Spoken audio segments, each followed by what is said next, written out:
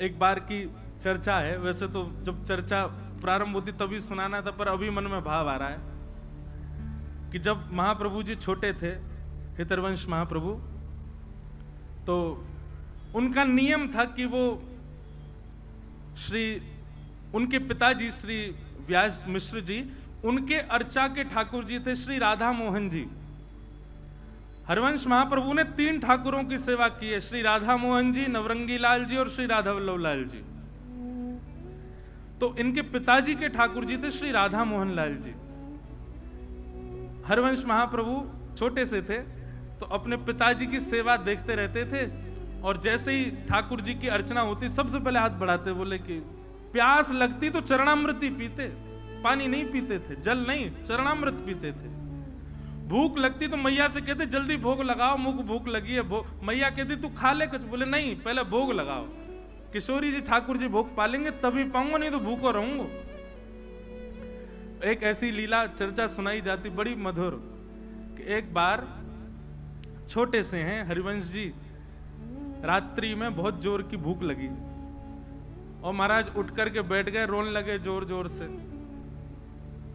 रोते रोते मैया से कहे, बोले मैया मुझको भूख लगी, कछु पवाओ। पिताजी मुझको भूख लगी, कुछ खिलाओ।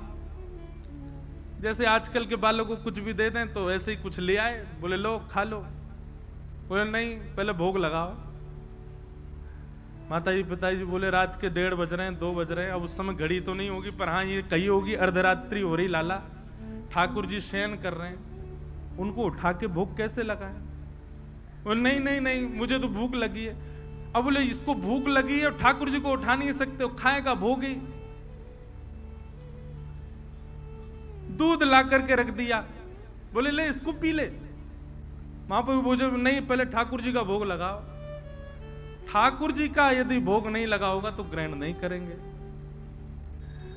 रोते रोते रोते रोते खूब समय बीत गयो। पिताजी माताजी भी परेशान, बोले सोनी नहीं दे रहा, क्या करें, खा कुछ रहा नहीं है, पी कुछ रहा नहीं है, भोग लगा के ही पाएगो। आहा, महाराज श्री हरिवंश जी की रुदन सुनकर के सेज पर पौड़े भय ठाकुर जी उठ गए और उठ करके श्री जी को उठा रहे, बोले श्री जी उठो। सेवा के राधा मोहन जी। श्री जी बोली क्या हुआ, अभी तो उठवे को समय ना है भयो, अभी तो भोर ना भई, अभी तो मंगला को समय ना भयो, आप काय को उठाए रहे हो। बोले रुदन ना सुन रही, हरिवंश बालक रो रहे हो बहुत जोर से। श्री जी बोली काय को रो रहे हैं हरिवंश जी। बोले भूख लगी है। अब वाको तो नियम है, वो तो हमारो ही शीत प्रसादी पावे, हमारो ही चरणामृत ग्रहण करे, हमारो ही चरणोदक प्राप्त करे, वाके अलावा तो कुछ लेवे ना। रात्रि में बालक छोटो भूख लगी आई है। ठाकुर जी किशोरी जी बोली अब क्या करें, अभी तो मंगला में समय है, लेकिन समय तक यदि प्रतीक्षा करी तो बेचारो प्यासो बालक कितनो रोवेगो। सो ठाकुर जी सेज से उतरे और अपनी झारी, जल पीवे वाली झारी, वही से ही किशोरी जी को कही कि पाम लटका लो नीचे। किशोरी जी पाम लटका के बैठ गई ठाकुर जी, और ठाकुर जी अपनी झारी जीते ही अपने चरणन को धो रहे हैं, स्वयं ही अपनो चरणामृत प्रदान कर रहे हैं, स्वयं ही अपनो चरणामृत निकाल रहे हैं। पास में बंटा भोग रखो। ठाकुर जी गए, बंटा भोग उठा के लाए, खोल करके किशोरी जी के मुख में पवाए और स्वयं पायो, वहां को भोग निकाल करके सामने धर दियो। आज ठाकुर जी और किशोरी जी ने अपने आप ही श्रृंगार कर लिया, अपने आप ही एक दूसरे को सुंदर भाव सजा करके और सेज पे ही दोनों बैठ गए।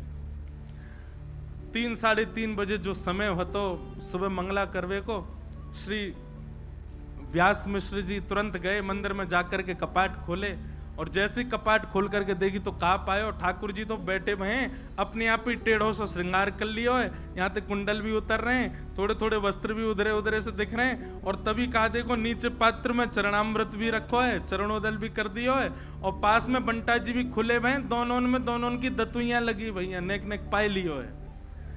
आहा, ये दृश्य देख करके व्यास मिश्र जी तो आनंदित हो गए। तुरंत गए और जाकर के चरणामृत और भोग ले जाकर के हरिवंश बालक को प्रदान किए, तुरंत पा लियो। पा करके बालक तो सो गयो, लेकिन माता पिता दोनों नेत्र सजल और ठाकुर जी को देख रहे हैं कि हम तो विचार कर रहे हैं ठाकुर जी को कैसे उठाएं, पर हरिवंश जी को रुदन सुनकर के ठाकुर जी स्वयं उठ गए, स्वयं अपनो चरणामृत निकाल लियो, स्वयं अपनो श्रृंगार कर लियो, स्वयं भोग लगा के और स्वयं तैयार है के सेज पर विराजमान है गए।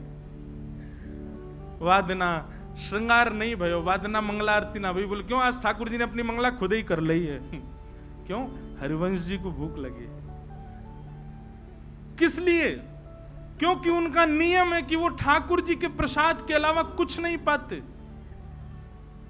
इसीलिए श्री भक्तमाल जी में कह रहे हैं, सर्वस महाप्रसाद प्रसिद्ध ताके अधिकारी। महाप्रसाद की महिमा, मैं तो ये बात कहता हूं कथा में, आप एक नियम लोग नियम कौन से धारण करते हैं जिससे उनको पुण्य प्राप्त हो? नियम ऐसे धारण करो जैसे ठाकुर जी प्राप्त हो। नियम ऐसे धारण करो जैसे ठाकुर जी लीला करें। अब वो नियम भी हम बता दें तो फिर नियम का बात, अपने आप ढूंढो। ऐसा कहां नियम करें जैसे ठाकुर जी प्राप्त हो। महाप्रसाद पावे को एक नियम ये श्री महाप्रभु जी से आप सब सीख सकते हैं। क्या? आज के बाद जो ठाकुर जी को अर्पित नहीं है उस वस्तु को लेना ही नहीं है, ग्रहण ही नहीं करना है। चाहे भूखे रहे आएंगे, चाहे प्यासे रहे आएंगे, पर जो ठाकुर जी को भोग ना लगाई गई हो, जो ठाकुर जी को ना पधराई गई हो, ऐसी वस्तु को अस्वीकार करो। ये नियम आप धारण कर लो, श्री महाप्रभु जी से यही सीख लो, उसी की कृपा से ठाकुर जी प्रकट हो जाएंगे। तो विधि निषेध नहीं दास अनन्य उत्कट व्रतधारी, व्यास सुवन पथ अनुसरे सोई भले पहचानिए, श्री हरिवंश गुसाई भजन की रीत सकृत को जानिए। ऐसे श्री हितरवंश महाप्रभु, उनको हम बारंबार प्रणाम करते हैं और उनके मंगल चरित्र को जितना यथामति रसिक जनों की कृपा, संत जनों की कृपा से श्री राधा सरस बिहारी जी के चरणों में अर्पित करते हैं। ध्यान पूर्वक सब लोग सुनिएगा।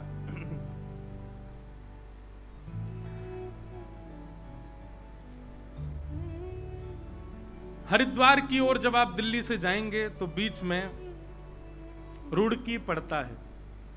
उससे पूर्व में ही अगर आप एक देहरादून का मार्ग अपनाएंगे तो उसी मार्ग में बीच में एक स्थान पड़ेगा जिसका नाम है देवबंद। क्या नाम है? देवबंद। अब इसका पूर्व नाम तो देवबन ही रहा होगा। बाद में कालांतर में लोगों ने, क्योंकि जहां ऐसे रसिक जन विराजमान रहे हो वहां देवबंद नहीं रह सकते, वो देवबन ही रहा होगा। तो देवबंद में व्यास मिश्र नाम के एक ब्राह्मण रहते थे और उनकी पत्नी का नाम श्रीमती तारा। व्यास मिश्र जी जो थे ये बहुत अच्छे ज्योतिषाचार्य थे और ज्योतिष का ऐसा प्रभाव इन्होंने सब पर डाल रखा था कि महाराज खूब भीड़ लगी रहती थी लोगों की पुछवाने के लिए। एक बार एक बादशाह के यहां गए और बादशाह के यहां जाकर के उसको कुछ इन्होंने भविष्य कथन किया और उसको आशीर्वाद के रूप में 4 श्रीफल प्रदान किए। बादशाह ने जब अपना भविष्य कथन सुना तो बड़ा प्रसन्न हुआ। प्रसाद रूप में 4 श्रीफल मिले तो उसने पूछा ये 4 श्रीफल? तो उन्होंने कहा ये धर्म अर्थ काम मोक्ष। एक श्रीफल आपके धर्म में गति को बढ़ाएगा, दूसरा श्रीफल आपकी कामनाओं की पूर्ति करेगा, तीसरा श्रीफल आपके अर्थ को बढ़ाएगा और अंतिम श्रीफल आपको मोक्ष प्रदान करेगा। उनके प्रस्तुतिकरण से, उनके भाव से बादशाह इतना प्रसन्न हो गया, उसने श्री व्यास मिश्र जी से कहा आप मेरे संगी रहा करो, मेरी योजनाएं बताते रहा करो, मेरे आगे के कुछ ना कुछ भावों को आप संग रह करके मुझे सुदृढ़ करते रहा करो। व्यास मिश्र जी बादशाह के साथ रहते, सुबह जाते शाम तक वहीं रहते, उन्हीं के बताए निर्णयों को बादशाह लेता था। व्यास मिश्र जी के बड़े भाई श्री नृसिंह आश्रम जी महाराज ये सन्यासी थे। एक बार आप वृंदावन जा रहे थे और बीच में ही देवबंद पड़ा, तो जैसे ही आप देवबंद से निकले तो अनेक भक्तजनों ने जाकर के स्वागत सत्कार किया, उनसे कहा कि महाराज आपके छोटे भाई भी यहां रहते हैं, एक रात्रि यहां विश्राम कर लीजिए। बहुत ध्यानपूर्वक सुनिएगा। नृसिंह आश्रम जी बहुत सबके याचना करने पर रुक गए। सब प्रणाम करने आए तो व्यास मिश्र जी अपनी पत्नी तारा के साथ में, बड़े भैया हैं, प्रणाम करने आए, प्रणाम किया, दोनों को आशीर्वाद दिया। जैसे ही प्रणाम करके उठे तो नृसिंह आश्रम जी ने व्यास मिश्र जी के ललाट को देखा और देख करके बोले, चिंता की रेखाएं दिख रही हैं, बहुत चिंतित लग रहे हो आप, क्या बात है? अत्यंत संकोच के साथ सकुचाए भाव से निवेदन किया, सब कुछ है भैया, सब कुछ है आपकी कृपा से, गुरुदेव की कृपा से, भगवत कृपा से सब कुछ है, पर हरिभक्त परायण एक संतान नहीं है। नृसिंह आश्रम जी हंसने लगे, बोले तुम पूरी दुनिया का भविष्य बताए फिरते हो, अपना भविष्य नहीं देख पा रहे। और रही बात, भाई संतान नहीं है तो इसको भगवत प्रसाद मानो, दोनों ही भजन करो, मत पड़ो उस भाव के पीछे। मैं कथा में एक बात कहा करता हूं, प्रकृति आपको जो सहज रूप से दे दे उसको स्वीकार करो। प्रकृति ने आपके लिए जिस भाव को नहीं रखा उसके पीछे मत भागो, चाहे वो संतान हो, चाहे वो ब्याह हो, चाहे वो कोई भी संबंध क्यों ना हो, संसार की कोई वस्तु क्यों ना हो। आप प्रकृति के पीछे दौड़ करके, भाग करके, दुनिया भर के क्रियाकलाप करके, दुनिया भर के जो है तंत्र मंत्र करके और योजनाएं बना करके अगर किसी वस्तु को पालोगे, प्रसन्न नहीं रह पाओगे। इसलिए प्रकृति जो दे उसको स्वीकार करो। पर यहां पर महाराज जी एक प्रश्न उठता है, ऐसे तो नंद यशोदा के भी लाला नहीं थे, उन्होंने भी तीर्थों में जा जा करके खूब प्रार्थना करी। हमारे नाना जी एक बात कहते थे, अच्छा एक बात बताएं, ये कथा हमारे नाना जी करने वाले थे। लोकेश भैया बता रहे, बोले मैंने नाना जी से कहा था कि आप कथा सुनाओ, तो नाना जी बोले करेंगे करेंगे करेंगे। नाना जी तो भगवत धाम प्रस्थान कर गए, पर वो हमको इसीलिए तैयार करके गए कि हम भक्तमाल सुना दें यहाँ पे, उन्हीं की कृपा प्रसादी। हमारे नाना जी के जिनने दर्शन किए होंगे ना, ये समझ लो कि उनको मतलब उनके बड़ भाग्य ही होंगे कि हमारे नाना जी के दर्शन हुए। ऐसे अद्भुत महापुरुष। वो एक बात बताया करते तो बोले, लाला पुत्र की याचना तो करी है नंद यशोदा ने, पर पुत्र के याचना में पुत्र कैसा चाहिए, वो भावना क्या है? विष्णु आराधनार्थाय। हमको पुत्र इसलिए नहीं चाहिए कि लोग बाग पुत्र की याचना इसलिए करते हैं कि अंतिम समय में वही संस्कार करेगा, यदि पुत्र के हाथों संस्कार ना हो तो ऐसा कहते हैं पुम नामक नरक में जाना पड़ता है। लेकिन महाराज आजकल के पुत्र जैसे हो रहे हैं, ऐसे पुत्रों से संस्कार करके तो निश्चित जाना पड़ेगा।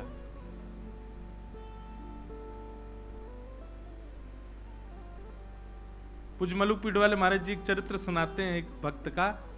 वो कुंज बिहारी लाल जी को ही अपना पुत्र मानते थे और कहते थे मेरा कुंजो बेटा, कुंजो बेटा, कुंजो बेटा कह करके। अब देखो बात तो कोई भी कह लेगा, मेरे ठाकुर जी, मेरे लाल जी, मेरे सखा हैं, मेरे पुत्र हैं, पर मानते कितना हो? कहने की बात है कि भाई प्रकृति जो दे उसको स्वीकार करो, जो ना दे उसके लिए ज्यादा प्रयास मत करो। लेकिन फिर भी प्रयास करना है तो याद रहे ठाकुर जी को वचन देना कि नाथ मुझे ये वस्तु दे दो, मैं आपको वचन देता हूं आपके चरणों में ही अर्पित रहेगी, तो वो वस्तु मिल जाएगी। और वही भाव रखा। नृसिंहदेव जी के चरणों में सबने प्रणाम करते हुए कहा व्यास मिश्र जी ने कि हमें एक पुत्र की प्राप्ति हो, भगवत परायण पुत्र हो, भक्ति परायण पुत्र हो। तो नृसिंह आश्रम जी बोले कि तुम सबका भविष्य देखते हो, अपना भविष्य नहीं देख पाए, और मुझे तो दिख रहा है कि तुम्हारे संतान का योग नहीं है। अब तक तो व्यास मिश्र जी बोल रहे थे, लेकिन तारा माँ ने थोड़ी सी प्रार्थना करते हुए हाथ जोड़ के कहा, बोले भगवान,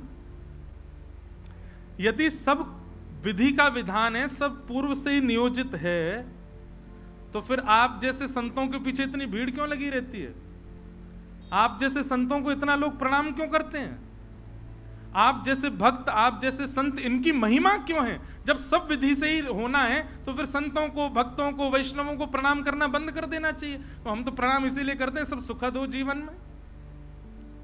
और जब सब विधि पर ही आश्रित है तो फिर भक्त, वैष्णव, संतों के चरण रज की क्या महिमा रह गई? तारा जी की ये बात नृसिंह आश्रम जी के चित्त को लगी। बहुत सावधानी, सब लोग इधर देखो, पीछे वाले भी, सब लोग भाव से कथा सुनो। तारा जी की ये बात नृसिंह आश्रम जी को चित्त में लगी कि भाई, प्रश्न भगवान पर उठे तो कोई बात नहीं, पर भक्ति पर उठ गया है, भक्त पर उठ गया है। एकांत में बैठ करके नृसिंह आश्रम जी ने चिंतन किया, ठाकुर जी से प्रार्थना करी, भगवान आप पर प्रश्न नहीं उठाए, वैष्णवों पर प्रश्न उठाए, भक्तों पर प्रश्न उठाए, भक्ति पर प्रश्न उठाए, कुछ कृपा करो। ठाकुर जी प्रसन्न मुद्रा में नृसिंह आश्रम जी के चित्त में आ गए और आकर के अपनी वंशी को ही दिखाने लगे और मानो आज्ञा करने लगे, जाओ अपने भैया से कह दो, छोटे भाई से, निश्चिंत हो जाए। मेरी अधरामृत का निरंतर रसपान करने वाली, अत्यंत रस से सराबोर और पूरी दुनिया तो केवल और केवल मेरा प्रसाद पाती है, पर मेरा स्वच्छंद अधरामृत जिसने जीवन भर पाया, ऐसी वंशी ही उनके कुल में पुत्र बन करके आएगी। लेकिन याद रहे, वो भक्त परायण, भक्ति परायण और भक्ति की धारा प्रवाह करने वाला बालक होगा। कोई वंश परंपरा और कोई अपने वंश वृद्धि या फिर धन वृद्धि आदि इन सब भावनाओं से पुत्र की याचना ना रखे। भक्ति का वर्धन करने वाला पुत्र उनके कुल में होगा, मेरी वंशी ही पुत्र बन करके आएगी, आज्ञा कर दीजिए। नृसिंह आश्रम जी व्यास मिश्र जी के पास गए और हृदय से लगाते हुए कहा, ठाकुर जी ने आज्ञा की है, चिंता मत करो, आपके घर ठाकुर जी की वंशी ही पुत्र रूप धारण करके आएगी, पर भक्ति वर्धन करने वाली, यही भावना उसके चित्त में होगी, वो भक्ति का वर्धन करने वाला बालक होगा। कुछ समय बीता और तारा मैया के गर्भ में भक्तराज श्री हरिवंश जी आए। महाराज जी, इतना सुंदर वर्णन है चरित्र में कि जैसे वो कहते हैं, जा दिन से हरि गर्भ ही आए। हमने कौशल्या मैया के बारे में सुना है, हमने देवकी मैया के बारे में सुना। जब से ठाकुर जी गर्भ में आए तब से मैया को अच्छा अच्छा अनुभव होने लगा, सुंदर सुंदर भाव होने लगा। पर यहां पर कितना सुंदर भाव बताया कि जब से श्री हरिवंश महाप्रभु तारा मैया के गर्भ में पधारे, तब से तारा मैया को वृंदावन की स्मृति होती है। रात्रि में सोते सोते मानो उठ के बैठ जाती हैं, श्री वृंदावन श्री वृंदावन श्री वृंदावन श्री वृंदावन श्री वृंदावन। व्यास मिश्र जी उठ के बैठ जाते, देवी क्या हुआ?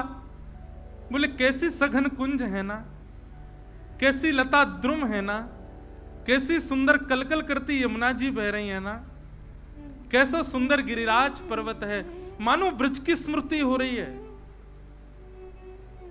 और फिर नेत्र खुल जाते हैं तो नेत्रों से अश्रुपात होने लग जाता है, रुदन विरह भाव।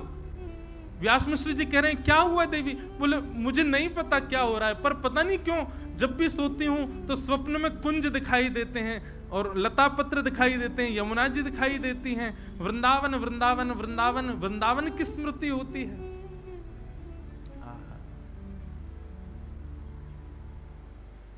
ऐसो श्री वृंदावन।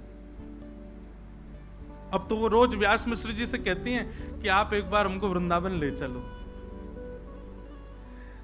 व्यास मिश्र जी बोले ठीक है, मैं राजा से बात करूंगा, अवकाश मिलेगा तो चलेंगे। राजा से जाकर के व्यास मिश्र जी ने कहा कि हमको वृंदावन जाना है, आप अवकाश दे दो। तो राजा ने कहा अरे आप क्यों जाएंगे, हमारा आगरा जाने का कोई योजना बन रही है, तो हम जाएंगे, पूरी व्यवस्था के साथ जाएंगे, तो हमारे संगी चल देना। अब राजा की बात वो तो कल पे टालते जाएं, कल चलेंगे कल चलेंगे कल चलेंगे, करते करते करते महाराज महीनों बीत गए। और श्री राधा वल्लभ लाल की राजा तो रोज कहें कि भैया आप चलेंगे, पर समय बीतता गया। रोज तारा मैया कहती हैं कि हमको वृंदावन ले चलो, मुझे बहुत विरह होता है, बहुत स्मृति होती है वृंदावन की, बहुत याद आती है, एक बार दर्शन करा लाओ वृंदावन का। जब अंतिम माह चल रहा था, बस अब प्रकट होने ही वाला है बालक, उस स्थिति में मां आ चुकी हैं, तब राजा आकर के कहता है व्यास मुझसे, बोले हमारी आगरा की योजना बन गई है, चलो। वृंदावन भी अपनी योजनाएं बना करके सबको बुलाता है, अपने आप कोई नहीं जा सकते। पहले चली जाती अगर तारा मैया, तो फिर महाप्रभु जी का जन्म ब्रज में कैसे होता। 9वां महीना प्रारंभ हुआ और तभी राजा बादशाह ने कहा कि हमारी आगरा जाने की योजना बनी, व्यास मिश्र जी आप तैयारी करो, चलेंगे वृंदावन, आपको छोड़ देंगे, आप दर्शन कर लेना। व्यास मिश्र जी बोले अब तो असंभव है, अब तो बालक आने वाला है। बोले आप चिंता मत करो, रानियों जैसी व्यवस्था करेंगे, पालकी में लेकर के, बिल्कुल कोई दिक्कत नहीं होगी, सखी सहचरियां और सब बढ़िया व्यवस्था करके ले चलें, पलकों पे लेके चलेंगे, आपकी पत्नी को लेके चलो।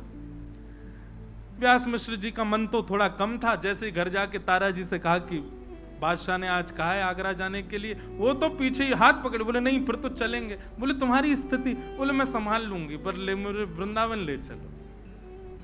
और बादशाह के उस टोली के साथ में व्यास मिश्र जी और तारा मैया आगरा के मार्ग की ओर प्रस्थान करने लगे। तभी बीच में पड़ा श्री वृंदावन। वृंदावन में प्रवेश किया। बंधुओं, ये उस समय का वृंदावन है जब वृंदावन में ठाकुर जी प्रकट रूप से कहीं विद्यमान नहीं थे।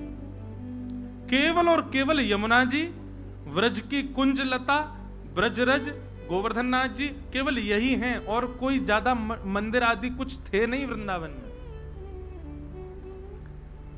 भोर के समय गए, वृंदावन में प्रवेश करते ही रोंगटे खड़े होने लगे, नेत्र सजल होने लगे। ये स्थिति व्यास मिश्र जी ने कभी देखी नहीं तारा मैया की। यमुना जी में जाकर, यमुना जी के पुलिन पर जाकर के बैठी, मानो घंटों तक यमुना जी को निहार रही हैं। लता पत्रों को स्पर्श करती हैं तो मानो ऐसा लगता है इनसे कोई संबंध है। अब ये सब भावना मैया की नहीं है, गर्भ में बैठे बालक की। वो ठाकुर जी के संग में रही वंशी, उसको एक एक भाव पता है, वो सब जानती है कहाँ यमुना जी, कैसी ब्रजरज, कौन से वृक्ष, कौन सी लता गुर्म, कौन सी कुंज में कौन सी लीला, वो सब स्मृतियां हो रही हैं। सायकालीन समय हो गया, वृंदावन को प्रणाम करके और पुनः आगरा के मार्ग की ओर जैसे प्रस्थान करने लगे। अब वृंदावन से ज्यों-ज्यों दूर जामे त्यों-त्यों तारा मैया का विरह बढ़े। व्यास मिश्र जी कहें आप ऐसे इतना रुदन मत करो, इससे प्रभाव पड़ेगा बालक पर। बोले नहीं, मुझे बहुत, मेरा मन हो रहा है मैं वहीं रहूं। बोले वहां कहां रहेंगे, वो पूरा वन है, वहां वंचर जीव रहते हैं, हिंसक जीव रहते हैं, कहां रहेंगे हम दोनों। पर उनका रुदन इतना विकल करने वाला था कि उस रुदन को व्यास जी सुन नहीं पा रहे थे। और तभी रुदन करते कि बस वृंदावन ब्रज की सीमा में ही थे, अभी बस निकलने ही वाले थे ब्रज की सीमा से, तभी प्रसव पीड़ा होने लगे। और ऐसी प्रसव पीड़ा हुई कि तुरंत बादशाह को जाकर के व्यास मिश्र जी ने कहा कि महाराज आप आगरा को प्रस्थान करो, हमारी गृहिणी को प्रसव पीड़ा हो रही है, इससे आगे ले जाना उचित नहीं होगा। यहाँ ये गांव जैसा दिखाई दे रहा है, यहाँ कुछ लोग दिख रहे हैं, हम यहीं रुक जाते हैं, क्या पता आगे बन आया और वहां कुछ दिक्कत हुई तो क्या करेंगे। बादशाह ने कहा ठीक है, आप कुछ सेवक भी ले लो और आप यहीं रुक जाओ। और वृंदावन के समीप बाद ग्राम, वहां ताराजी और व्यास मिश्र जी कुछ सेवकों के साथ रुक गए। गांव के लोगों ने देखा महाराज ब्राह्मण देवता आए, सबने खूब सेवा करी, सब व्यवस्था करी। और वैशाख का महीना, शुक्ल एकादशी का दिन, वैशाख शुक्ल एकादशी, और जैसे ही भोर का समय हुआ है, भोर के सूर्य उदित होने वाले हैं, यहां तो पृथ्वी पर सूर्य उदित हुए हैं और वहां तारा मैया की कोख से हमारे ब्रजमंडल के निधि श्री राधा वल्लभ लाल जी को विराजमान करने वाले परम वैष्णव परम भक्त शिरोमणि श्री हितरवंश महाप्रभु जी का प्रादुर्भाव हुआ। बधाई हो, बधाई हो, बधाई हो, बधाई हो, बधाई हो, बधाई हो। आहा, ऐसे नेक्से से लाला प्रकट भय हैं। हमारे सरस कुंज के आचार्यों ने, मैं आज देखो कितनी ऊंची बात, हमारे सरस कुंज के आचार्यों ने ग्रंथों में आचार्यों की बधाई गाई। मैंने भैया से पूछी, मैंने कि राधा वल्लभ जी की बधाई नहीं, बोल राधा वल्लभ जी की नहीं, आचार्यों की है। मैंने कहा यही तो कृपा प्रसाद है। और यहाँ अब हम कुछ बधाई गायन करें ने का महाप्रभु जी प्रकट में, फिर महाप्रभु जी की लीला सुनकर फिर राधा वल्लभ जी को प्राकट्य हुए को